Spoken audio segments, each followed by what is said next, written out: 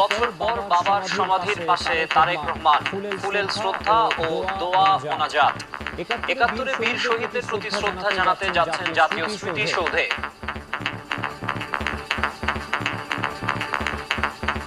তারেক রহমানের প্রত্যাবর্তনে রাজনীতিতে ইতিবাচক পরিবর্তনের আশা বিএনপির। সেই সংকট, যে ষড়যন্ত্র, জনগণ আশা করছে একটি চেয়ারম্যান তারেক রহমানের প্রত্যাবর্তনে সমস্ত কিছু কেড়ে যেত, আশা কেড়ে যাবে। সুদৃঢ় অবস্থানে নেওয়ার জন্য, একটি সুখী সমৃদ্ধ বাংলাদেশ নির্মাণ করার জন্য তিনি একটা পরিকল্পনা নিয়ে এসেছেন। সেই পরিকল্পনা তিনি ইনশাআল্লাহ জনগণের স্বতঃস্ফূর্ত সমর্থন নিয়ে তিনি বাস্তবায়িত করবেন।